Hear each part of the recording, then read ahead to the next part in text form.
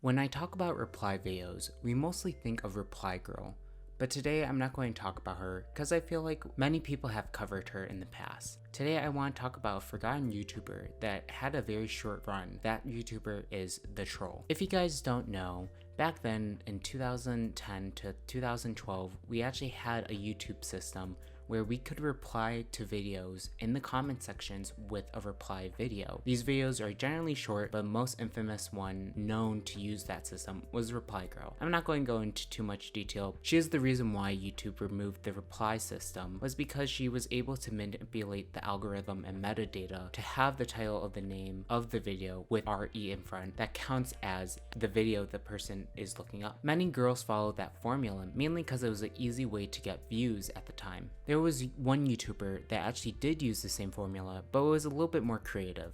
As you can see, the Reply Girl style was basically wear a nice tank top that showed a lot of cleavage and basically use a webcam that was very crappy and rake in views because a lot of people are clicking your videos because your thumbnail is most likely like a clickbait. YouTube did catch on and started to remove this algorithm system, and it actually counted as manipulation of the metadata. But to continue on with the troll was known for making a lot of crude jokes such as penis jokes.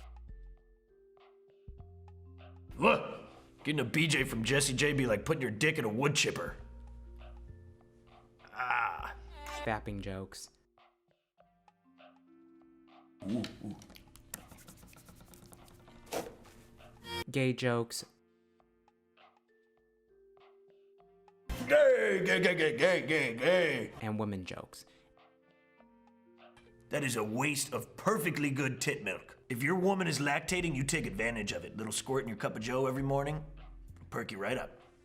And these jokes didn't really age well as our time progresses. But the effort that he put into these reply videos was better than Reply Girls because it actually had production value to it, and also the editing process did take time. Let's not forget that he also had to wear a mask for each video that he did. And to be honest, his channel was doing pretty well considering that his current standing is only 16,000 subscribers, but at the time it could have been 20 or 25,000 subscribers, with his view count being over 6 million. So that means that his videos clocks in at 100,000 views per video.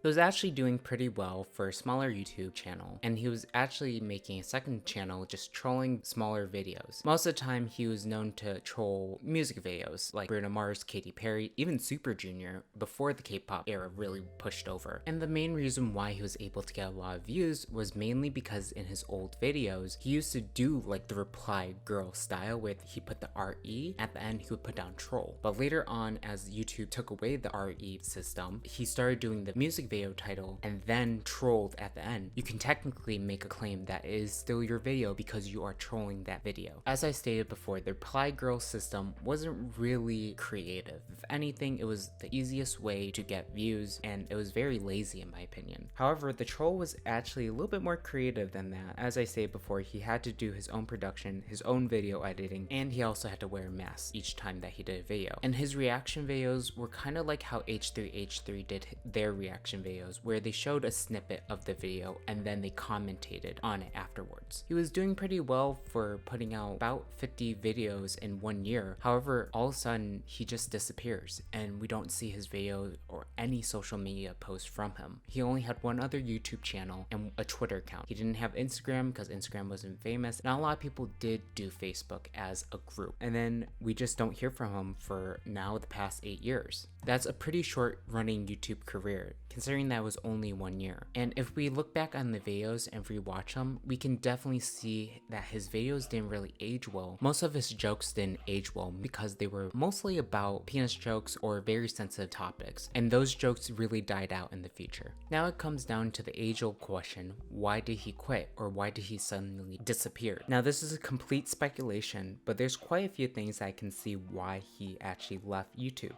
Reason one is because it just took too much time for a video that was less than 3 minutes. As I said, most Reply Girls videos were about a minute or under 2 minutes, while his videos started progressing up to 3 minutes. But to me, to make his 3-minute videos or even 1-minute videos, it just took too much time. Another reason is that YouTube removed the reply system, so it's now a little bit harder to get specific details on the videos. But like I said, he was doing pretty well even when they slowly started removing that system. And let's not forget that the algorithm did change and YouTube did catch on Reply Girl styles of titling. That is another speculation why he stopped doing it. And we can even see on his YouTube channels how his titles changed throughout the year and how it kind of switched back and forth to see which ones got more views, but we can see that his videos were very consistent about hitting close to 100,000, even one of them hitting 1 million views. As I stated before, the time and effort that he put in those videos did not pay out pretty well considering how much he had to do for editing, how much he had to do his own production, also picking the parts and jokes that he really enjoyed in each video. And let's not forget, he was running a second channel at that time too, so to put all the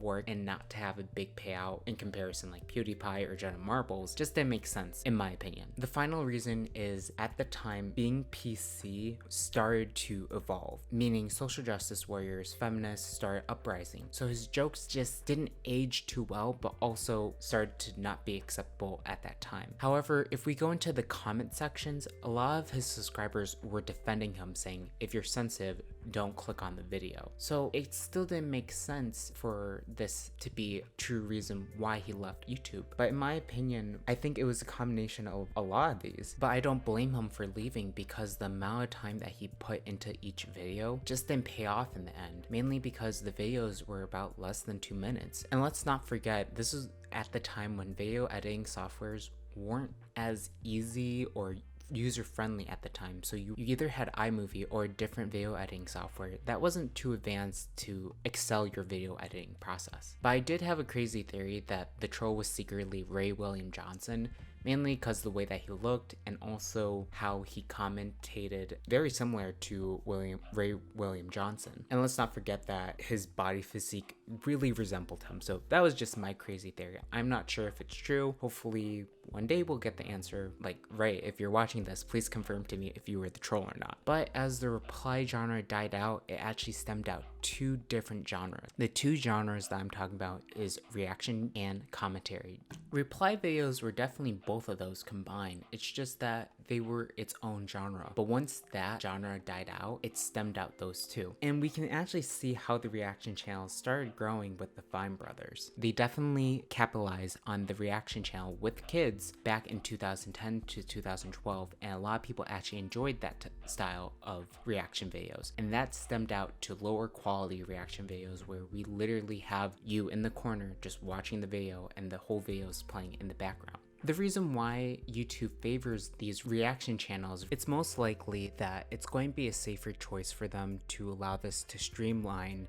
the reaction channels. They're genuinely safe because they're choosing videos that are popular, videos that the YouTube algorithm really likes. With these styles of reaction channels, they're going to be very similar to your reaction, so they're air quote relatable. But that to me doesn't show really good content. And sadly, reaction channels has split into kind of 2 subcategories. Ones that are very lazy where you literally just play the video and just react to them, ones that I don't personally enjoy, or the ones that are a little bit more creative like How to Cook That with Ann Reardon and also H3H3. We get those reactions and see them actually reacting, but doing something a little bit more creative with a twist. For example, with H3H3, he made the recipes from Weaver Cooks.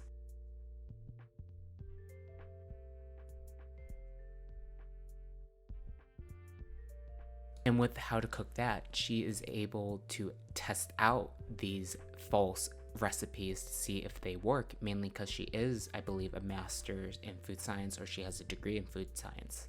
But then the lazy reaction channels started spreading beyond YouTube, and we can see it on Facebook, Instagram, and even TikTok today. Most of them are just saying like, wow, that's crazy, or just being over dramatic for no reason, and the quality that people actually put in are being outshined by these lazy content because they're able to add that shock value to it. And the last genre that came from this reply style was commentary. Of course, a lot of people do know about commentary and how it really evolved from a 1 minute to 4 minute video to now videos that are almost an hour or even 20 minutes at minimum. And the reason being is because we want to hear an in-depth analysis of our YouTubers or some genre or something that's going on with this world. The reason being why we would watch these videos because we want someone that puts in in-depth analysis and in-depth research about the topic.